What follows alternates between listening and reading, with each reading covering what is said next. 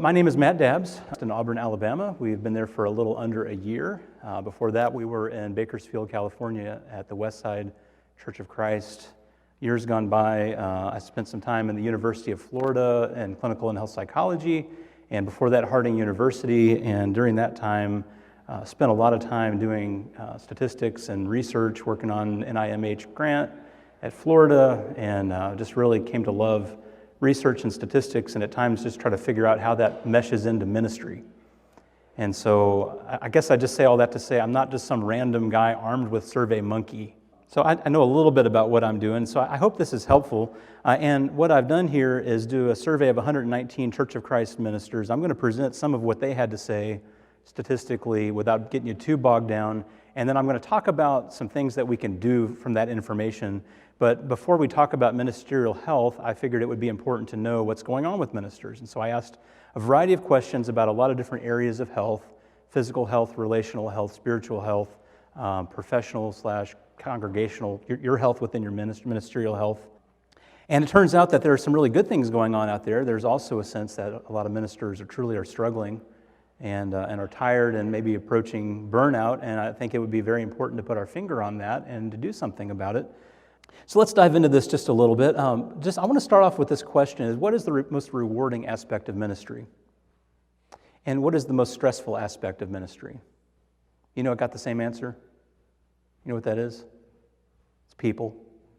What's the most stressful aspect of ministry? People. And tied into that people component are expectations. Having trouble finding time management, balance, unrealistic expectations, tired, busy, overloaded, too little time with family, not enough time to get things done. People's expectations running you ragged, relationships, counseling, conflict, selfish people, difficult people, dealing with poor leadership and difficult elders was mentioned several times. But that's also, again, the most rewarding aspect of ministry. Relationships, elder relationships. It's like the same list. Seeing transformation in the lives of others, seeing God at work positively in the lives of others, focusing on positive change in real lives. People, because we're in the people business. This is why we're here. This is what we do. We often take care of others sometimes and don't create enough margin to take care of ourselves, and then we end up not being healthy, and so it's hard to produce congregational healthiness when the ministers are not healthy. And sometimes the systems perpetuate that and the expectations perpetuate that. Let me dive into the numbers here for just a bit so we kind of get right to this. 119 participants. This right here goes right along with what Barna had in their sample. 97% male, 98% married. I had a little more percentage here because my sample was a little younger than Barna's.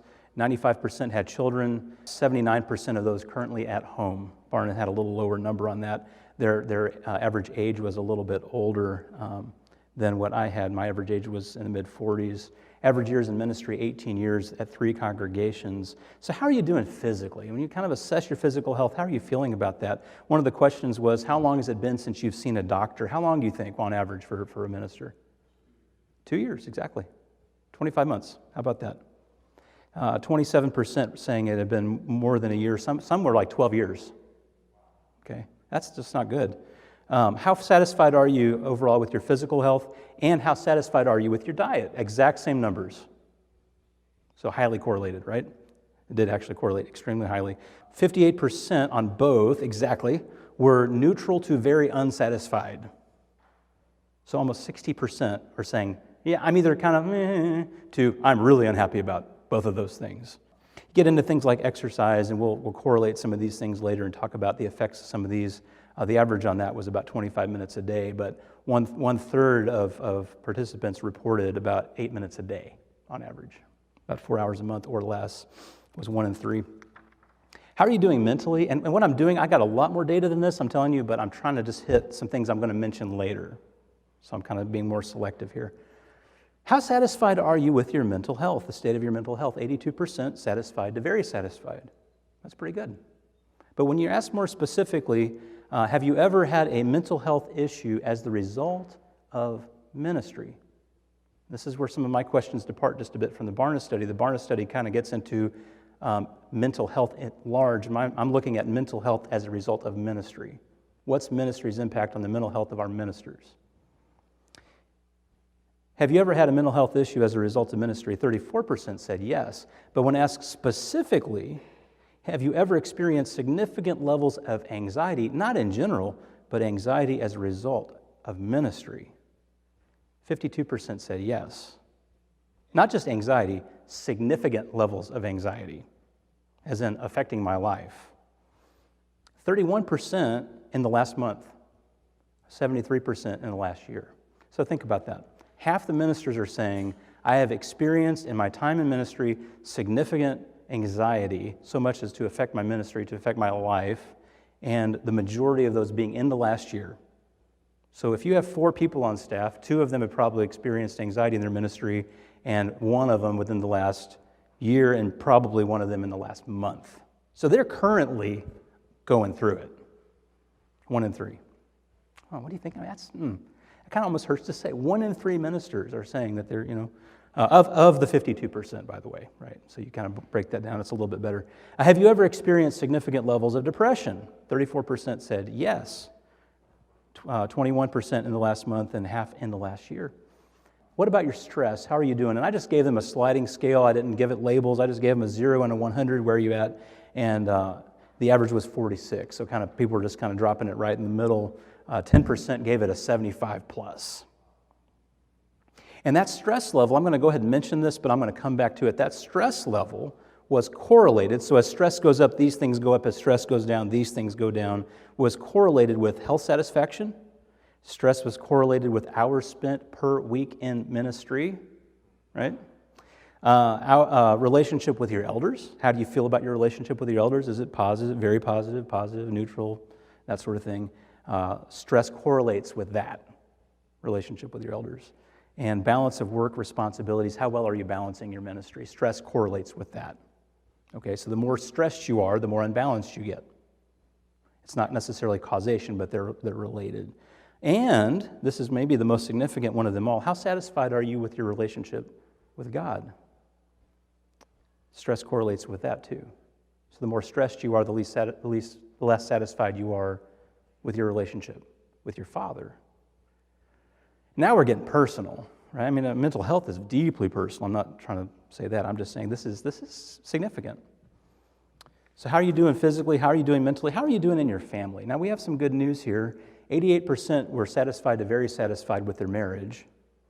That's really good. 88%. 81% were connected to very connected with their spouse spiritually. That's good news. Very good news. Congratulations. I mean, that's I didn't expect to see a number quite that high. Very, very happy about that. How has ministry affected your spouse?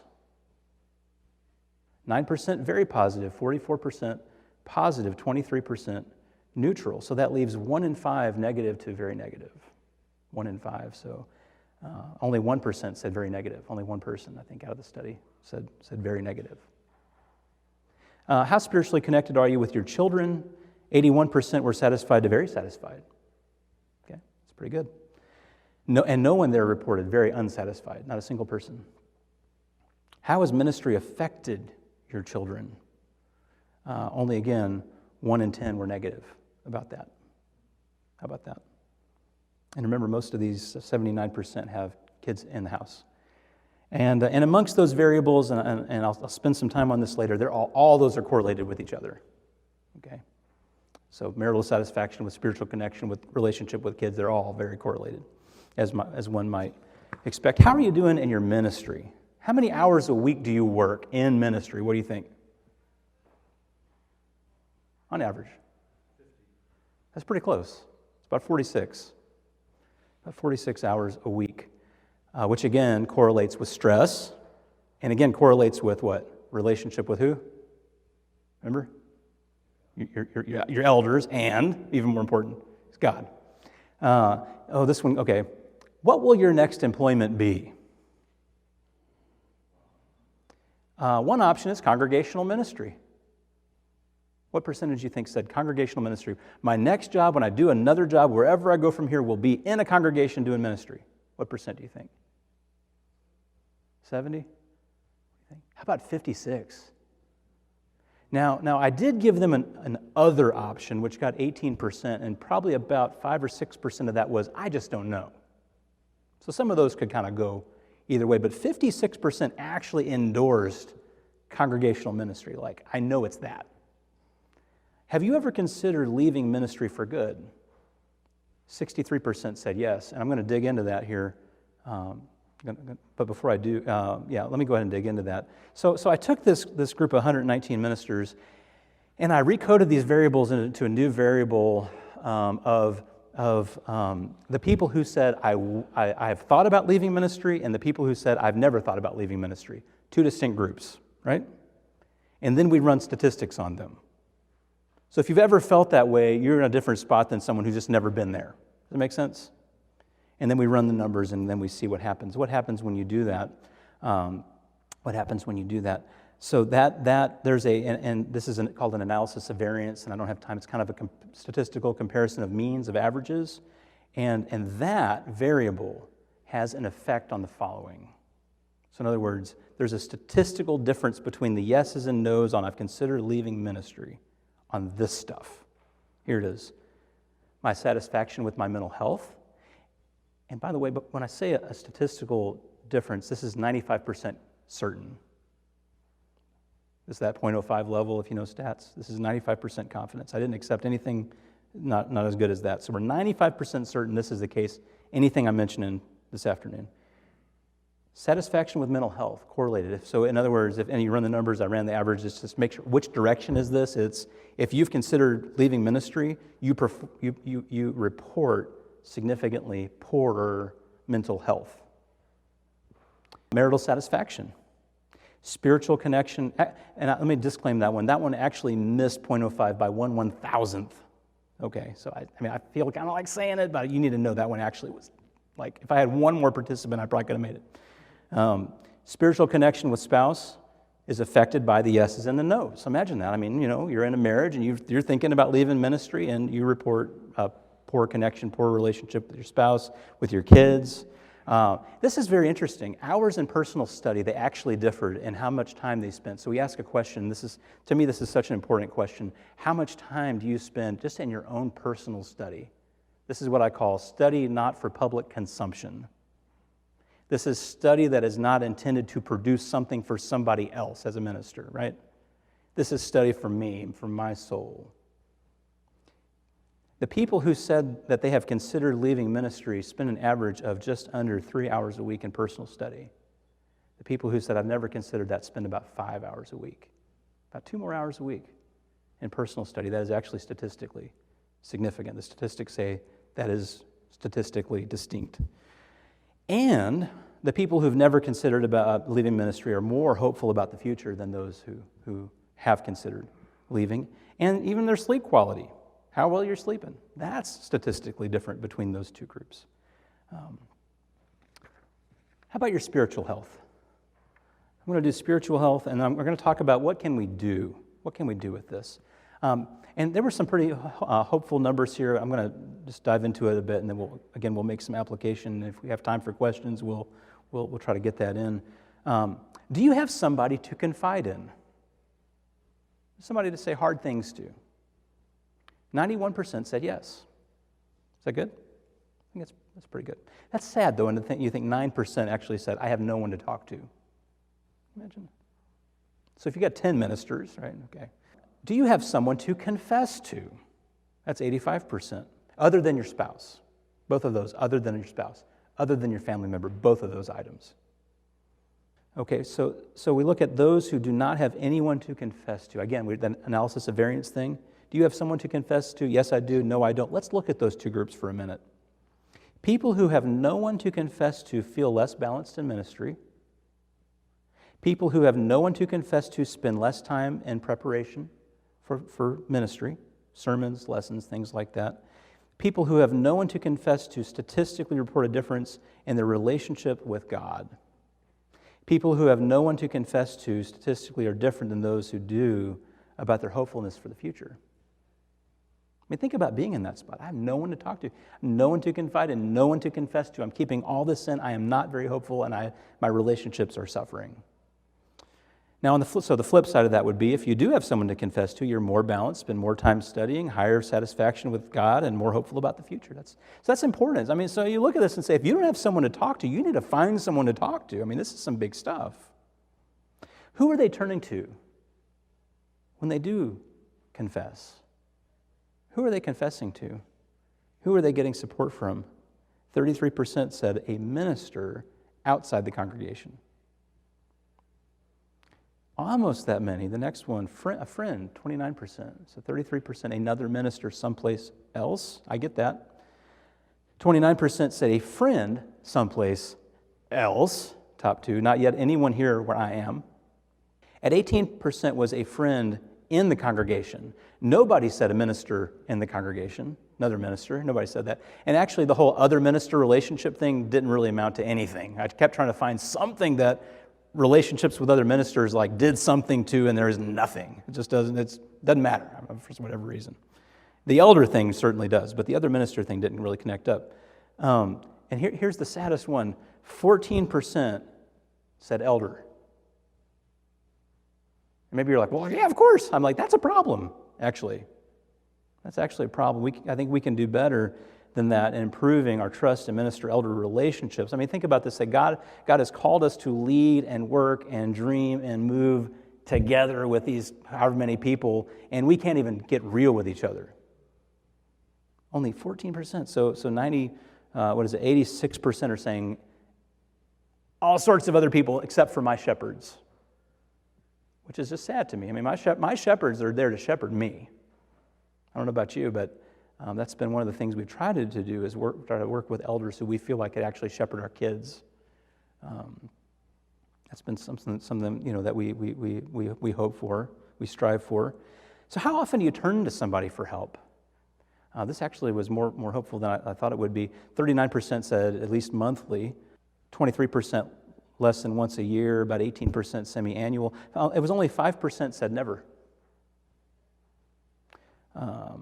There's just a few here. Let me kind of skip down through a few. How satisfied are you with your relationship with God? 77% said satisfied to very satisfied. It's hopeful.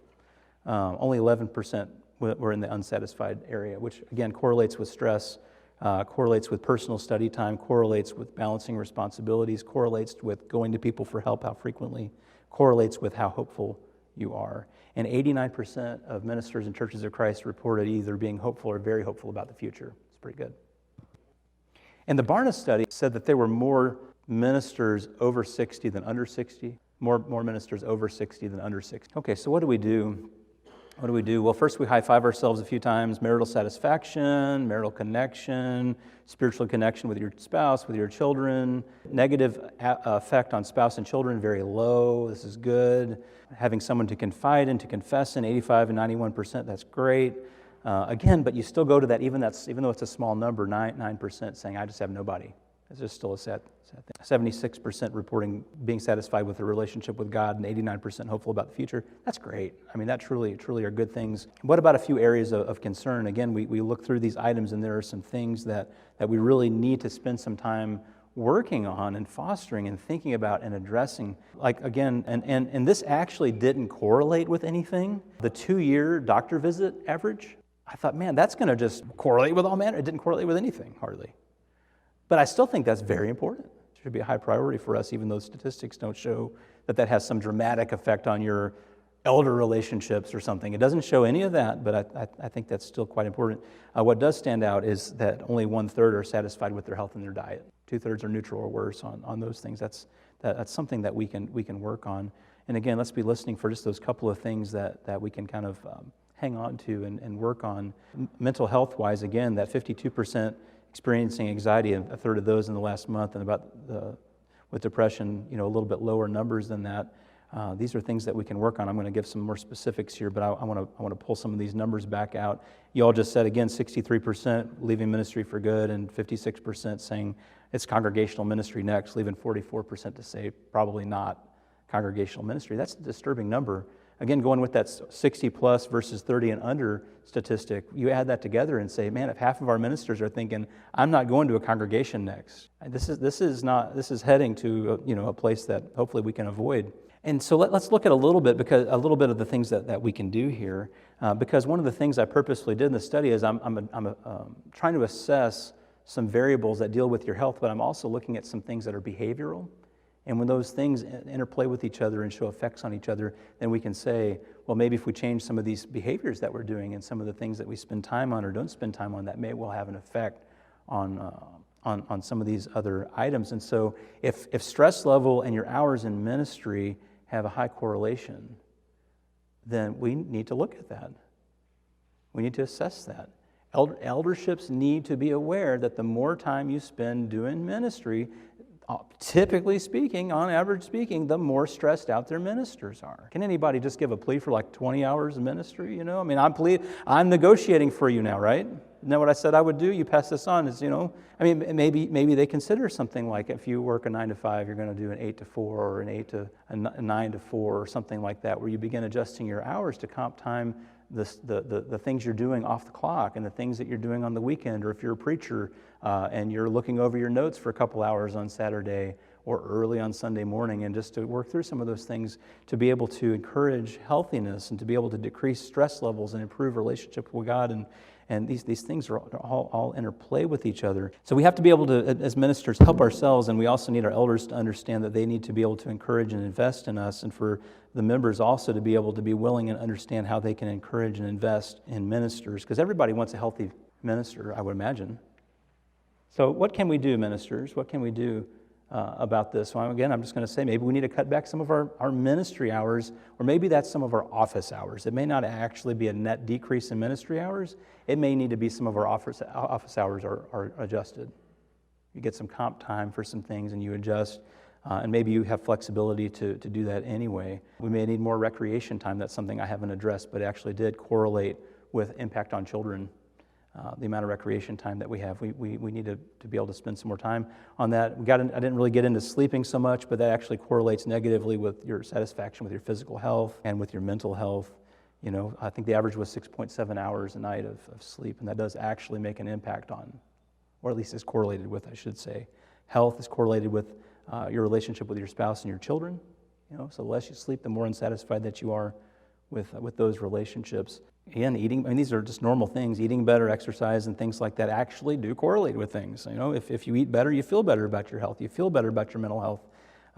Eating better actually correlated with better relationships with elders. The people who said, I'm satisfied with my diet, with my health, actually reported having better relationships with their elders. You say, what can I do about that? Well, it was like when I went to the dentist one time when we were in St. Petersburg. We had a fantastic dentist there who was an elder, and he was doing the teeth cleaning one time, and he came in for the exam, and I began talking to him about flossing, and he said, yeah, you really need to be flossing, and we're friends, and I said, well, tell me why. You know, every dentist tells me that I should be flossing. Tell me why is that? And he said, well, when you floss, you're actually disturbing the plaque and things on your teeth. He said, if it sits on your tooth more than 24 hours, then it begins to do damage. But just because you're disturbing it by getting into those places, you're just kind of roughing it up, and you're kind of, you know, getting it off the surface, so it's not on that surface for long enough to do damage. You know, once I understood why that was, I actually flossed for a little while after he said that. Do I know? I actually held on to flossing the longest I'd ever had after he told me that, because I knew what I was doing. I knew the effect it was having. And so we say things like, well, eat better and exercise, right?